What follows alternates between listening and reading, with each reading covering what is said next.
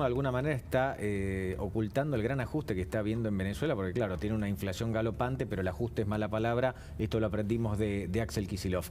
Hoy hubo un informe muy importante de una organización muy destacada, Human Rights, que hablaba de ciertos avasallamientos de derechos humanos y ciertos atropellos en general en Latinoamérica, y bueno, cuestionaba entre otras cosas a algunos socios de la Argentina y también a la Argentina misma. Vamos a hablar de esto con el diputado Luis Petri. Luis, ¿cómo estás? ¿Qué tal, Pablo? ¿Cómo estás? Buenas noches. Bien, bueno, tu primera reflexión con respecto a la cuestión judicial y esta relación por lo menos sorprendente del gobierno con uno de los poderes del Estado. Sí, primero que no sorprende que el gobierno tenga una obsesión con la justicia y con la necesidad de dominarla y colonizarla. Desde el primer momento, prácticamente todos los embates se han dirigido a tratar de doblegar la independencia del Poder Judicial. Recordemos que en plena pandemia, cuando todas las energías del gobierno debían estar puestas en combatir el flagelo del coronavirus, tuvo iniciativas como la de la reforma judicial, donde tomaba por asalto los tribunales de Comodoro Pi, donde ampliaba la cantidad de juzgados, donde nombraba jueces subrogantes.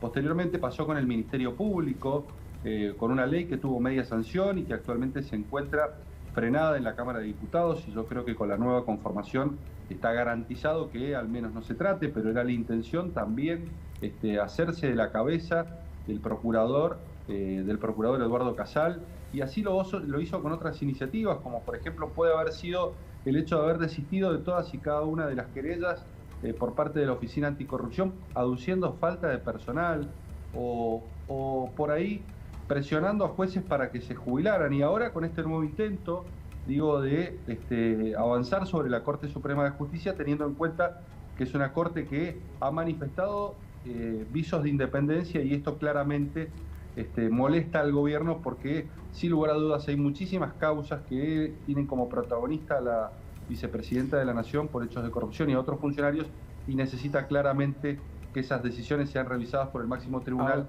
y posteriormente dadas vuelta, ¿no? Luis, ahora te va a hacer una consulta Laura Di Marco, pero yo no quería dejar de preguntarte esto.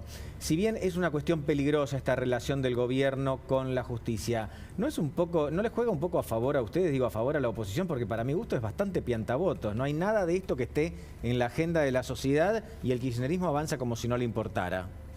Bueno, el kirchnerismo tiene la necesidad de avanzar, pero sin lugar a dudas, desde la oposición nosotros hemos asumido la defensa de la independencia del Poder Judicial. Un Poder Judicial que nosotros reconocemos que es necesario mejorar, pero no mejorar sometiéndolo, no mejorar modificando la ley del Consejo de la Magistratura para incrementar el poder político dentro del máximo organismo que tiene que controlar y revisar la actuación de los jueces.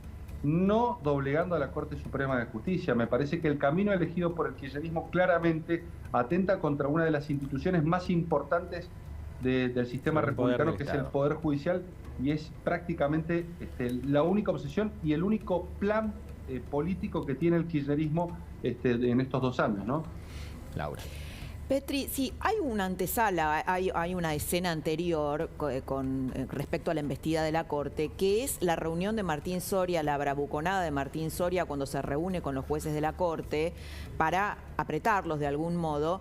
Y digamos, eso a mí me llegó a pensar en que el gobierno tal vez podría estar pensando en impulsar algún juicio político a algún miembro de la Corte. ¿Eso es posible? Bueno, yo creo que sí, de hecho lo han manifestado varios dirigentes de la cámpora y del kirchnerismo. Lo que sucede es que hubo una elección en el medio, una elección en donde claramente la ciudadanía sabía que una de las cosas que se jugaba era el equilibrio de poder en la República Argentina. Y hoy no están dadas las mayorías como para que, por ejemplo, se avance en un proceso de juicio político a los miembros de la Corte, porque requieren mayorías especiales, y claramente hay paridad de fuerzas tanto en la Cámara de Diputados como en la Cámara de Senadores, donde claramente esto demuestra que cualquier intento de llevarse puesta la Corte Suprema de Justicia por las necesidades que tiene el propio oficialismo va a contar rápidamente con una franca oposición de por lo menos Juntos por el Cambio. Sí, también digo, encuentra aliados, ¿no? Ha encontrado aliados en senadores, ¿Cómo? ha encontrado aliados, o sea, ha sancionado leyes, bienes personales, por ejemplo, lo ha hecho con aliados provinciales.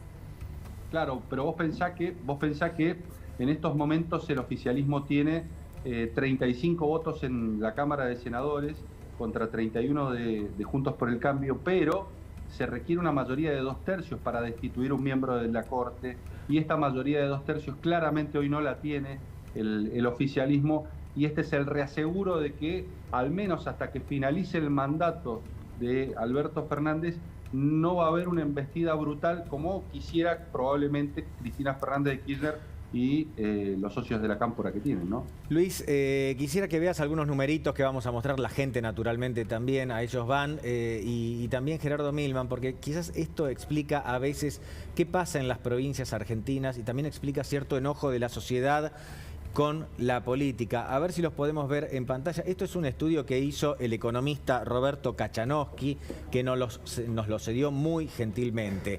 Les cuento qué están viendo y les pido por favor que se sienten, no se atraganten con la comida a esta hora de la noche. Esto es el costo de cada una de las legislaturas provinciales por legislador. No es lo que cobra cada uno de los legisladores. Pero si vos agarrás el presupuesto total de una legislatura y lo dividís por la cantidad de legisladores que tiene esa legislatura, que es completamente variable en las distintas provincias argentinas, te da ese número que ves a la derecha, que es un costo en dólares, ¿sí? Acá hay una particularidad. El costo en dólares, que está tomado al tipo de cambio oficial del año pasado, el costo en dólares el podio está, bueno, en el segundo lugar, la ciudad de Buenos Aires, el distrito más rico del país, pero están Tucumán y Chaco, que son dos de las provincias más pobres del país. Esto me parece importante. Yo particularmente no tengo una mirada antipolítica. Yo creo que la política puede solucionar muchos problemas y se hace correctamente. Ahora, ¿por qué me sorprenden tanto estos números? Y ahí seguimos viendo. El más razonable en esto al menos es Santiago del Estero, que es una de las provincias más pobres del país y también la que menos gasta en mantener su legislatura. ¿Por qué digo esto? Porque arrancamos el programa hablando de la inflación y esto también tiene que ver con la inflación. Es decir, la Argentina gasta por encima de sus posibilidades. Uno dice, bueno, el ajuste sí, el ajuste no. En realidad no habría que ajustar si la Argentina tuviese ingresos suficientes para vivir como vive. El problema es que como no hay ingresos suficientes, ¿cómo resuelve esta brecha el gobierno? Y bueno, en general endeudándose. Este gobierno se está endeudando, el anterior también lo hizo con un objetivo. Este gobierno también se está endeudando, pero también está subiendo impuestos y además está emitiendo una locura que es lo que termina generando la inflación. Entonces, en parte, esto tiene que ver con el costo de la política y no lo digo como una antipolítica, que no lo soy. Digo para llevar un poco de razonabilidad a la discusión. Una provincia pobre como Tucumán me parece que no puede gastar $156.000, el número que veíamos ahí, para mantener a cada uno de los legisladores, insisto. No es el salario, no es la dieta del legislador provincial, es lo que cuesta mantener todo el aparato, todo el teatro de la política, ¿no? Como son los congresos, el Congreso, pero también las legislaturas. Es decir, tenemos el ridículo de que vemos una provincia pobre, muy pobre como Tucumán, una provincia donde su gobernador ganó las elecciones, en realidad la fuerza que representa al gobernador, ganó las últimas elecciones por poquitito, estuvo en entredicho eso. Y Chaco son provincias que, en el caso de Chaco sobre todo, que viven del Estado y que parecen que no se dan cuenta que no tienen una actividad privada capaz de sostener esto. Digo, esto es una situación ridícula que en algún momento da la sensación de que tiene que cambiar en la política. Le abro el juego a Gerardo y después a Luis. A ver, Pablo, la Argentina tiene un montón de situaciones ridículas a esta altura. Sí, digamos. sí. Y vivimos en un país ridículo. Yo diría que tenemos un presidente desde el jardín, digamos, la verdad, desde el presidente para abajo todo es ridículo. Si vamos al kiosco de la esquina y le preguntamos si puede contratar a alguien más, nos dice que sí. Nos dice, ¿por qué no lo contratás? Porque si lo contrato y me hace un juicio, pierdo el kiosco. Entonces, los incentivos están puestos en el lugar equivocado. Si tenemos la necesidad de generar trabajo digno y lo podemos hacer y con estos niveles impositivos se hace imposible y tenemos el 40% en la informalidad, más allá de los evasores, saquemos, hay un porcentaje de evasores, sí, pero hay un montón de ciudadanos que no pueden pagar impuestos y por lo tanto terminan en la informalidad. Entonces, y hay otro sector de ciudadanos que pagan una enormidad de impuestos y no le termina siendo tampoco rentable. Entonces, encontrar el equilibrio en que estos que no pagan paguen algo y estos que pagan demasiado paguen menos, bueno, parece razonable. Acá no parece razonable. Bueno, alguien va a tener que empezar a hacerlo. Luis. Sí, esto deja a las claras que es imprescindible eliminar el déficit fiscal y no alcanza con mejorar la eficiencia del gasto en el Estado Nacional, que es absolutamente necesario, pero no es suficiente. Hay que bajar a los niveles provinciales y municipales, hay que poner la lupa allí. Me parece que hay desbarajustes y hay escandalosos casos, como el de Formosa, por ejemplo, una provincia que recibe el 95% de los recursos del Estado Nacional, que prácticamente no recauda, pero que cuando uno revisa las nóminas salariales de los funcionarios políticos, da cuenta de que terminan ganando más que incluso el presidente de la Nación Argentina. Digo, entonces me parece que, Es claro, así. exactamente. Es Entonces así. me parece que es imprescindible discutir una ley de sueldos, tanto a nivel nacional como a niveles provinciales, en donde la máxima autoridad, el gobernador y el presidente, sean los que fijen las nóminas salariales y a partir de allí degraden hacia abajo. Esto no está ocurriendo ni en el Estado Nacional ni en los estados provinciales, digo, y por eso vemos consejos deliberantes con concejales que ganan incluso más que legisladores provinciales o legisladores nacionales. Una locura. En el ámbito de la República Argentina. Una locura. Ahora vamos a volver a hablar sobre Luana Volnovich, pero Laura les quiere hacer una consulta. Sobre Luana Volnovich. Ah, mira vos. Justamente. Qué alineado, claro. Ya llevamos casi 2 semanas de programa. Claro, Mirá, ya nos tenemos conocemos. Jugamos de memoria con Laura. Conexión mental.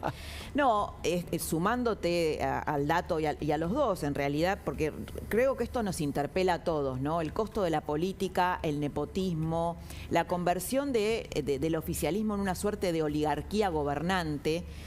Toda la familia de Luana Volnovich vive del Estado. Luana, 562.350 pesos su sueldo. Su pareja, 491.880. Su hermano trabaja en el PAMI, más de 400.000 pesos. Su papá es jubilado, cobra 374.507 pesos. Bueno, pasa en el mismo país donde nosotros tratamos de sobrevivir con un 50% de inflación. Y esto no es solo Luana Volnovich, que es uno de los personajes del día. Esto se replica en muchísimas provincias y en muchísimos municipios. Interesante, Laura, lo que decís. Arranco con Gerardo y después, naturalmente, con Luis. ¿Cómo está la interna de Juntos por el Cambio? ¿Se apaciguó o no? Es por el momento nada más. A ver, Pablo, nosotros tenemos que hacer 3 cosas al mismo tiempo. Una es ofrecerle a los argentinos un programa realista sobre los problemas que tienen, digamos, no las fantasías que el gobierno quiere imponer. ¿Hay digamos. programa realista todo esto? Sí, por supuesto, hay problemas reales. No, programa. Sí, claro que hay solución real, sí, obvio. No es nuestra responsabilidad plantarla hoy, porque hoy la Argentina es una cosa y dentro de 2 años, si la ciudadanía nos da la confianza y nos toque gobernar, no sabemos qué Argentina vamos a tener, si vamos a tener una Argentina en default, si vamos a tener una Argentina con más pobres que los que tenemos. Bueno, es dinámico el planteo, pero sí hay soluciones para los problemas que tiene la Argentina, porque basta ver lo que pasa alrededor nuestro, digamos, que son países muy similares a nosotros y no tienen los impuestos que tenemos nosotros y tienen menos cantidad de pobreza, no tienen la tasa de inflación que tenemos nosotros, digamos. Entonces, ¿hay posibilidad de hacer otra cosa diferente? Por supuesto, hay que mirarlo alrededor. Países parecidos, ni hablar de países que han evolucionado mucho más que la Argentina, aún con condiciones parecidas como podría ser Australia, sin ninguna duda. Entonces, me parece que nosotros tenemos que ofrecerle a la Argentina ese futuro que hoy los hijos de los que pueden se van y los hijos de los que no pueden se quisieran ir. Bueno, hay que revertir esa situación. Segundo, al mismo tiempo nosotros tenemos que construir y sostener este barco, que es la unidad de Juntos por el Cambio, y si hace falta ampliarlo, discutiremos en el 2023 hacia dónde se amplía, pero sostener esta unidad es básico, así lo demostró la elección que tuvimos hace poco, donde participamos, dirimimos nuestras cuestiones en 17 provincias con el método de las PASO, que hace mucho no se usaba, la sociedad eligió a los mejores, en provincias donde tuvimos 4 listas, Santa Fe, Córdoba, en la ciudad de Buenos Aires hubo 3, digamos, y la gente eligió a quien lo mejor lo representaba y la verdad que nos fue muy bien con ese mecanismo. Entonces tenemos que sostener esa unidad. Ahora, por supuesto, tenemos, si uno cuando mira cualquier sondeo de opinión, va a encontrar varios dirigentes de Juntos por el Cambio que están al tope de las preferencias de la ciudadanía. Y va a encontrar, lamentablemente, a quienes gestionan, porque vivimos en este país, en la peor consideración. Debe haber pocos casos donde todo el elenco gubernamental, faltando 2 años, tiene la consideración pésima que tiene el ciudadano común. Entonces, es lógico que este lote de 7, 8 dirigentes que tienen tan buena consideración quieran poder liderar. Ahora, ¿cuándo se va a resolver ese liderazgo? Se va a resolver democráticamente otra vez. Se va a resolver cuando corresponda, cuando haya elecciones, mediante el mecanismo que está institucionalizado, que es las primarias abiertas y obligatorias. Y lo va a resolver la sociedad. No lo vamos a resolver en una mesa de dirigentes, sino que la sociedad va a resolver con un programa común. ¿Quién representa mejor ese programa común? Igual yo ya sé a quién vas a votar vos, Gerardo. Luis, vos sabés que la oposición, en realidad el oficialismo está viendo por dónde puede romper a la oposición. No sé si ustedes lo ven de la misma manera. ¿Hubo algunas señales de alarma? ¿Alguna senadora que dio quórum tarde pero lo dio finalmente? Y algunos pases y algunos cambios de lado también. Yo creo que la unidad de la oposición está garantizada y la mejor garantía es el resultado de la elección del 2021.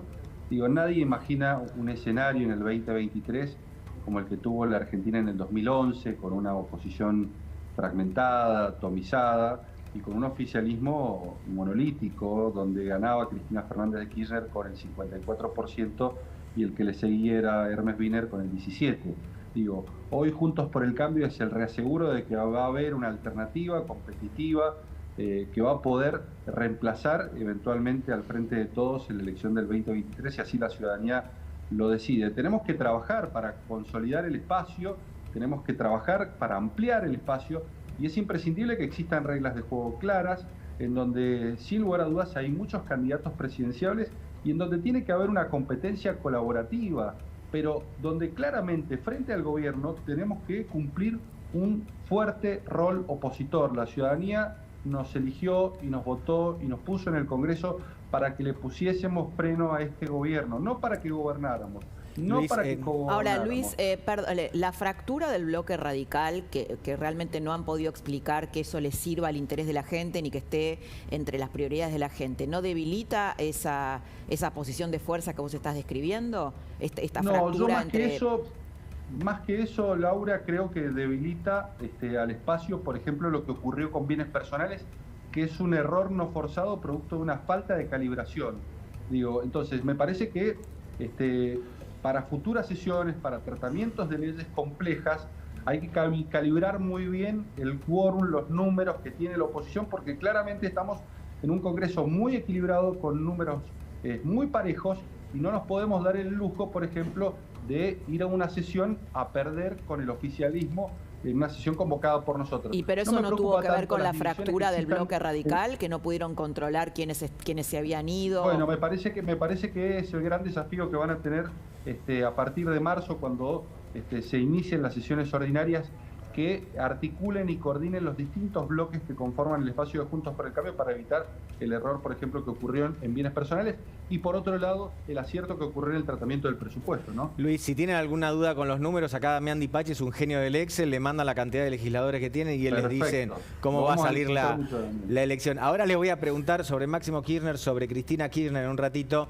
y también sobre Alberto Fernández, pero primero le voy a dar la palabra a Federico Andajasi. Sí, recién Gerardo Milman decía, esta posibilidad de ampliar la coalición, no sé si hacia el peronismo o hacia los llamados libertarios, pero a propósito de los libertarios, hoy Luis Juez tuvo conceptos muy duros con Milei, con este sorteo de su sueldo. Dijo dijo que era un espectáculo lamentable. Y le quiero preguntar sobre esto a ambos, ¿no?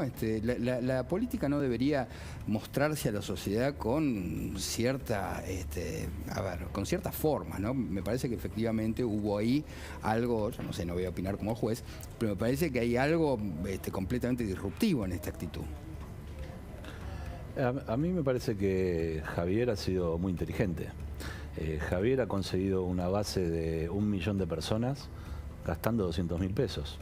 La verdad es que me parece que en realidad Javier se ahorró una base de 1 millón de personas con los mails, los teléfonos.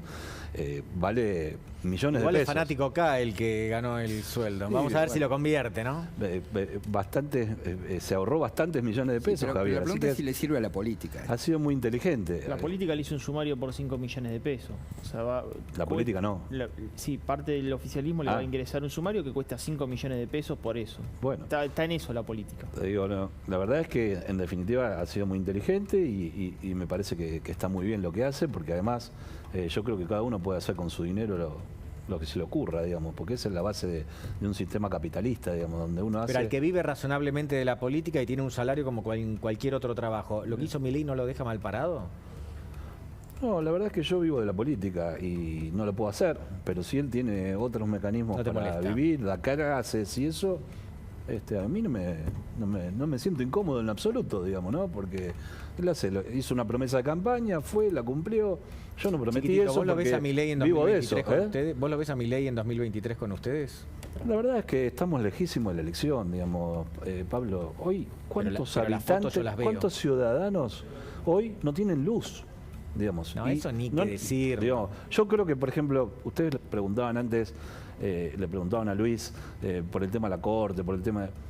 Luis lo decía, no están las mayorías para eso. Entonces digo, ¿para qué hacen todo el circo? Para que nosotros perdamos mucho tiempo hablando de cosas que no van a ocurrir y no de los problemas reales de la gente. ¿Cuánto tiempo le dedicamos al programa a hablar de los ciudadanos que no tienen luz, de los ciudadanos que, de los jubilados que han, en la Argentina hay ajuste, aunque no le quieran poner la palabra, con un 51% de inflación? ¿Cuánto han subido las asignaciones de los jubilados en la Argentina? No han subido un 51%. Entonces han ajustado los sueldos de los empleados públicos, a pesar que los mandan a la casa, en una actitud absolutamente ridícula, digamos, porque desde donde se la mire, digamos, primero lo que ponen en demostrar es que a la Argentina le sobran miles y miles y miles de empleados Le públicos. hace mal al empleo público lo que pasó hoy. Que a la Argentina funciona Había sin los mucha empleados molestia en los públicos. gremios, ¿eh? Había mucha, aunque no, Bueno, había por mucha eso digo, molestia en los que la gremios. Argentina puede funcionar sin todos esos empleados públicos. Segundo, es que lo mandamos a su casa y capaz hacer teletrabajo y capaz que no tienen luz.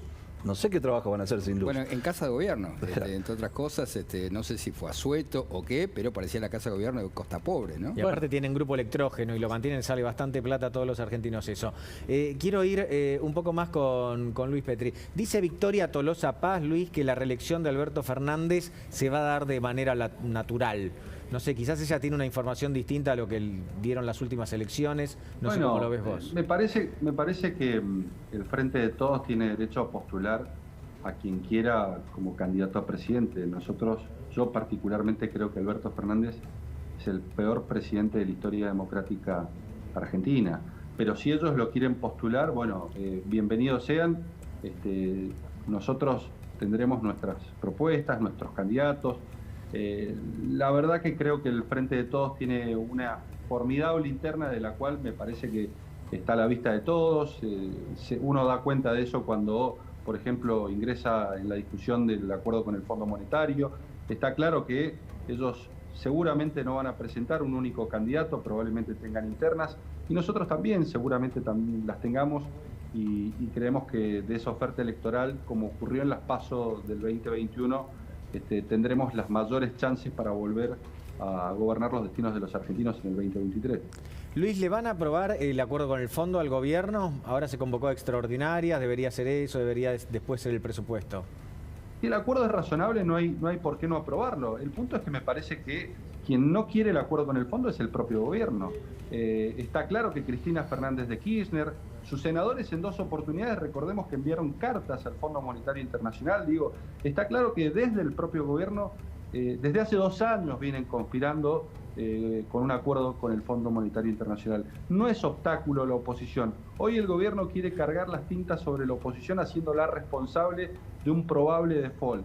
Y es la impericia y las propias internas, la del gobierno, las que nos han colocado en esta situación, te diría dramática, porque entrar en default es quizás el peor de los escenarios que puede enfrentar la República Argentina a la hora de encarar una recuperación económica. Luis, ¿y crees que habrá acuerdo con el fondo? Porque hoy hay noticias inquietantes en que finalmente podría no haber acuerdo. Esperemos y eso también que sí, pero interpela si a la no oposición. Recordemos que el responsable es el presidente de la Nación, quien desde hace 2 años su principal obligación, además de manejar la pandemia, era resolver los problemas económicos, donde uno de los uno de los problemas que había que resolver en el acuerdo con el fondo, que es condición necesaria pero no suficiente para que la Argentina se recupere económicamente.